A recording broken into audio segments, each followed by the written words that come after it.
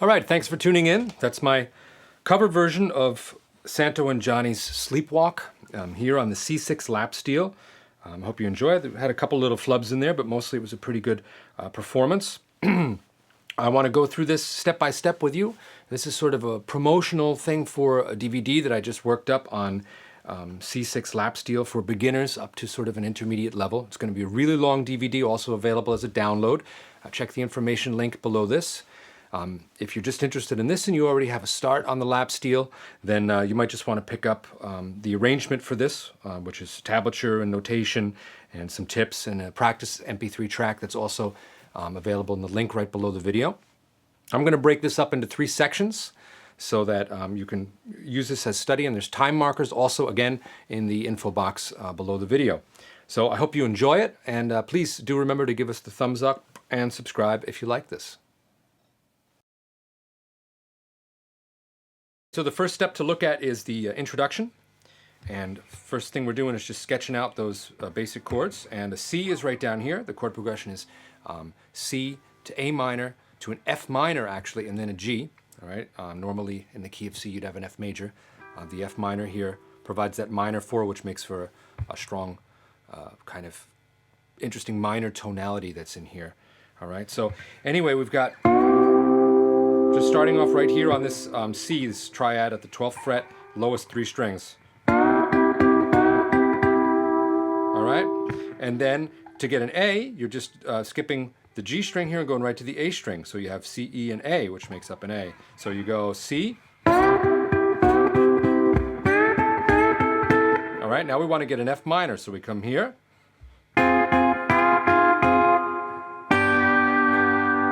Okay.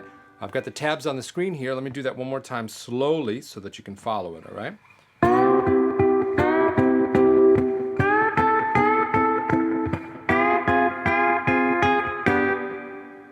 Okay, you got to mute that last one. Pluck it, and then put your hand right back down, all right? And you get that nice little sound of the reverb sort of trailing off. And then you got to get into position quickly here, and this is the tricky part about the introduction. You're going to need to play a natural harmonic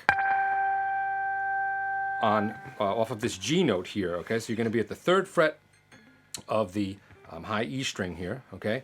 And you got to make sure that your left hand's placed correctly and your index finger of your right hand. Now, I'm not playing with finger picks. If you were playing with finger picks and you happen to have one on your index finger, you have to see how you wind up positioning it to make sure that the pad of your finger is touching right above the 15th fret, all right? The rule for the harmonics, as you probably already know, is just always go 12 frets higher. So you're dividing the string in half again, so you're getting harmonics an octave higher, okay? So here from the 3rd fret, we need to go to the 15th fret. 3 plus 12 is 15. And then you want to make sure you're getting it right on. There we go. All right, if you're next to it, you're going to get a clunk. All right, and right here you get. That's better. Okay, and you're going to slide with the bar then, and you want to, the other tip is to keep the back of the bar up off the strings here. If you don't do that, you're going to get all those other strings starting to sort of get scrambled up as you go here coming up. Actually, that was not so bad. So a lot of times they're making noise if you... So there you can hear you. They start to ring along. So I tend to bend the bar up. Okay, nice and clean then.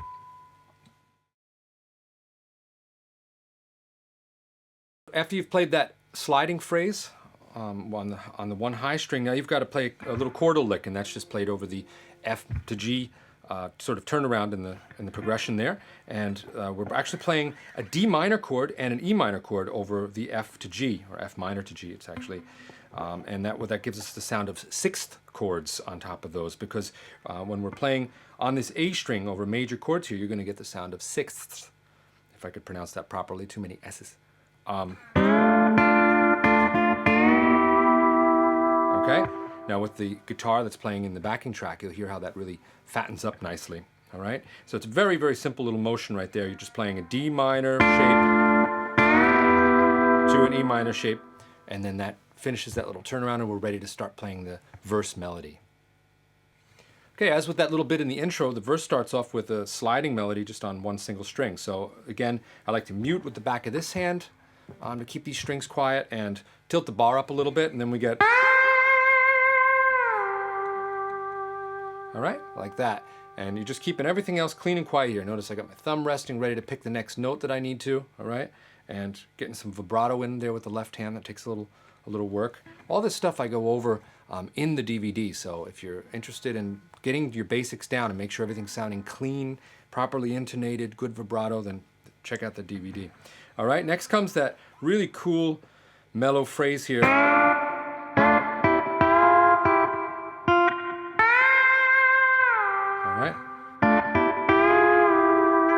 And again, we're coming here, the same fingering that we did at the end of the intro turnaround. D minor, E minor, F minor.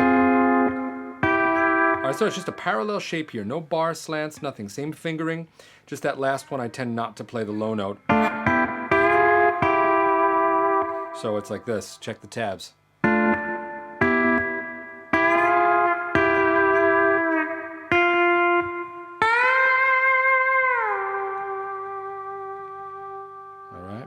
And then again, that repeats. Okay, and now comes the little response to that call of the melody. And that's going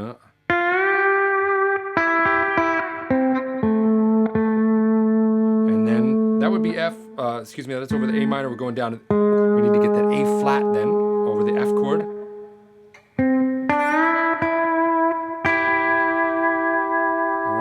And that's the first repeat of the verse, ends like that. Gotta get that in again. And then, and now we're back, gonna do the second half of the verse. And just a little tip there, when I was playing it, I just decided to throw in a little bit of a harmonic again. And again, you can get the harmonic 12 frets higher than fret 8, okay? So you got to go up to fret 20 here. All right, I just did it like that for variety, but you can play it how you choose. You know, try to get some expression into the line you're playing. All right, and otherwise it repeats the same, just that it ends slightly differently, okay? When we come to the second time,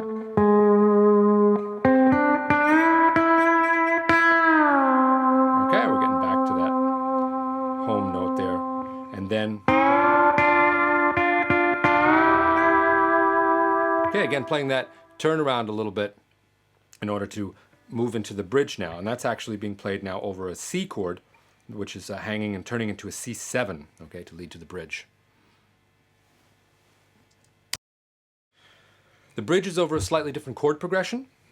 At the end of the last verse, builds up on C7, so the chord that's coming is going to be an F major. And we're playing here. Okay, coming up to an A note here, okay? That's the third of F. All right, and up here to this high E, gives us that major 7. All right, and then down. Okay, now we can hear that move to the F minor, because the next two bars are F minor. And we're on a C chord again.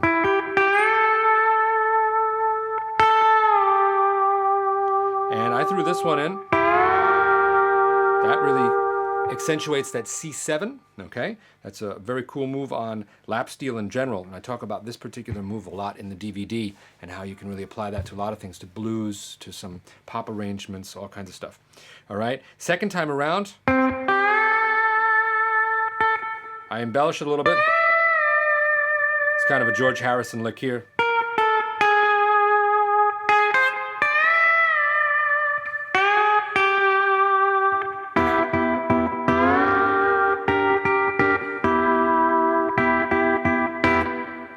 Okay, the way that ends is there's strange chord thrown in. We're on the G7, which is going to give us the turnaround back to C and back to the last iteration of the verse. But we've got a B flat chord in there, and it gives the turnaround a very cool sound. It's actually a cool chord progression that you might want to think about using when you're, doing turnarounds and other songs that need a little bit of a interesting move there. Anyway, I digress. That brings us back around to get ready to play the verse melody again last time.